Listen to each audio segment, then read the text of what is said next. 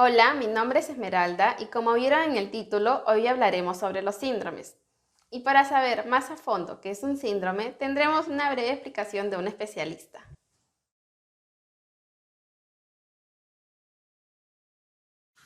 El síndrome se podría definir como el conjunto de características que definen cualquier enfermedad o condición en una persona.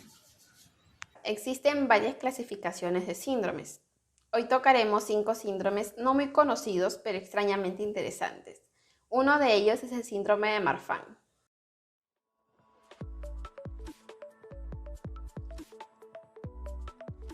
El síndrome de Marfan es un trastorno hereditario que afecta el tejido conjuntivo, es decir, fibras que sostienen y sujetan los órganos y otras estructuras del cuerpo.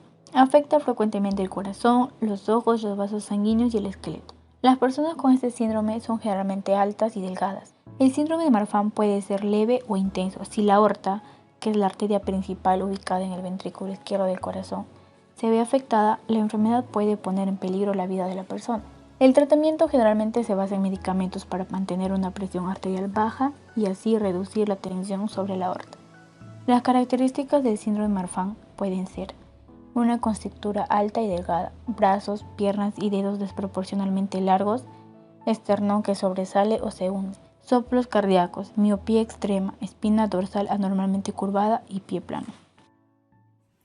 El síndrome de Marfan es un trastorno que ataca al conjunto que desarrolla los músculos en el cuerpo, lo cual hace que una persona tenga ciertos rasgos o características físicas predominantes, ¿no? Como por ejemplo los dedos de las manos o de los pies sean desproporcionalmente largos, tengan algunas alteraciones como por ejemplo el esternón sea un poco salido, tengan problemas visuales o en el corazón. Llevándolo a un enfoque psicológico podría afectar a una persona si es que este es moderado o grave, ya que la persona se siente diferente al resto, ¿no? En su tratamiento hay que, aparte del tema farmacológico que debe llevar esta persona, si es que está afectando a su nivel emocional, debe también llevar un tratamiento psicológico para que pueda aceptar su condición y no sentirse diferente o menos que los demás. Síndrome de Munchausen. El síndrome de Munchausen es un trastorno mental caracterizado por los padecimientos a consecuencia de crear dolencias para asumir el rol de enfermo. El paciente crea y hasta se produce autolesiones para lograr tener síntomas físicos y psicológicos. Si bien son conscientes de sus actos, no tienen argumentos para lo que hacen.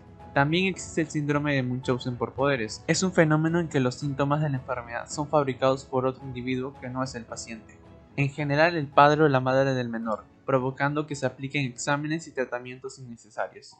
El síndrome de Munchausen, también conocido como trastorno facticio, impuesto a uno mismo o impuesto a otra persona. Cuando me refiero a impuesto a uno mismo es cuando la persona se crea ciertos síntomas de alguna enfermedad y para poder engañar a los demás, a sus familiares, ¿no? Para que pueda llevar un tratamiento médico inclusive. Sin embargo, es bueno rescatar de que estas personas no son conscientes de que esto es un engaño. Lo hacen de manera inconsciente, no se percatan que lo están experimentando. Cuando me refiero a impuesto a otra persona es cuando yo impongo síntomas o relacionados a alguna enfermedad a otra persona, ¿no? A un familiar, a un conocido. En ambas condiciones se necesita un tratamiento psiquiátrico porque es un trastorno mental grave, es complejo. Aparte de la ayuda farmacológica, necesita un tratamiento psicológico, ya que estamos hablando de un trastorno de personalidad, ¿no? En la que esta persona no es consciente de lo que está haciendo, ¿no? Ellos no lo hacen buscando algún beneficio. Es decir, yo no invento que tengo alguna dolencia, algún malestar para faltar al trabajo o para buscar alguna justificación por algún motivo. Ellos lo hacen inconscientemente, no se percatan de eso ni buscan algún beneficio, ¿no? Síndrome de Taure.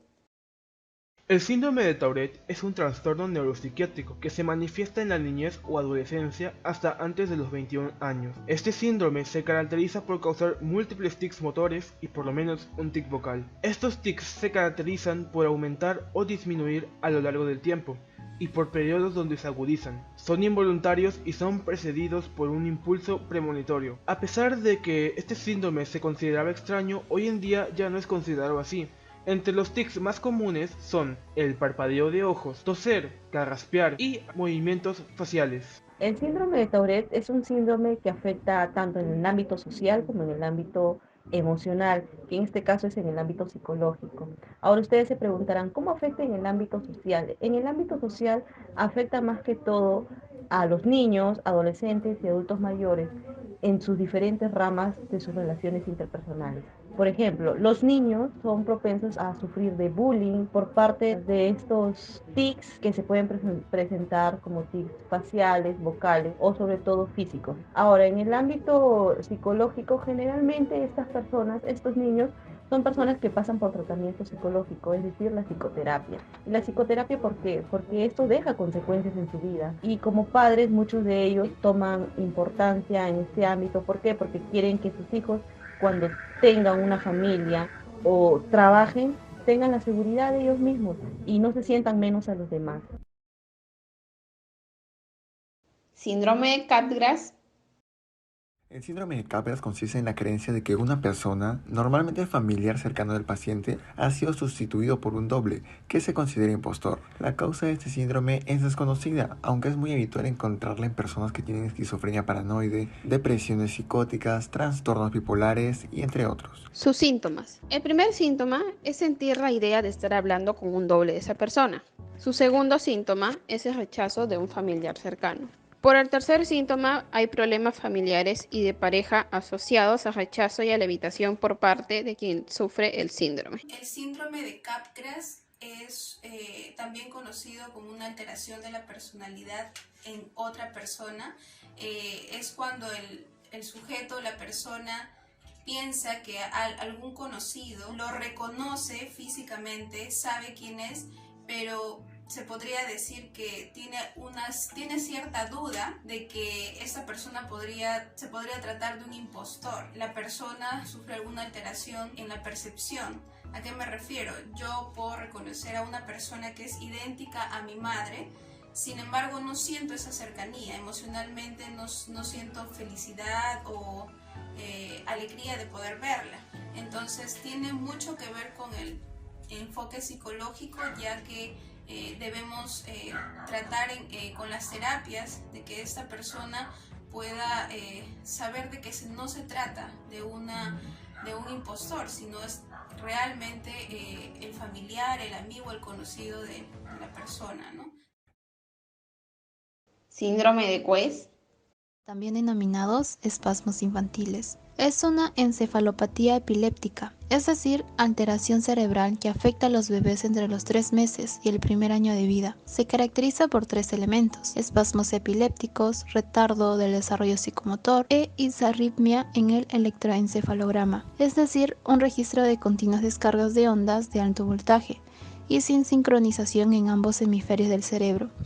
Mi nombre es Sandy y les contaré la breve historia de mi primo Eduardo, quien tuvo el síndrome de West. Bueno, Edu nació el 19 de diciembre del 2002. Él nació con una encefalopatía crónica no evolutiva, es decir, con el 70% de neuronas afectadas. No podía ver ni caminar. Siempre estaba con tratamientos con la neuróloga y con su médica nutricionista. Cuando llegó a los 7 meses, Edu ya no podía deglutir, entonces le hicieron 2 cirugías. Una de ellas era la aplicatura de esófago, para que la comida no se le suba a la garganta, y la otra operación era el botón gástrico. Casi siempre estaba en el hospital y algunas veces en casa. A pesar de todo, él escuchaba muy bien, y lo sé porque cada vez que le hablábamos, él sonreía. Realmente Edu pudo vivir más años, pero falleció el 17 de septiembre del 2013 a los 11 años por una operación de caderas. Aún así, Eduardo será un niño eterno y lo será por siempre.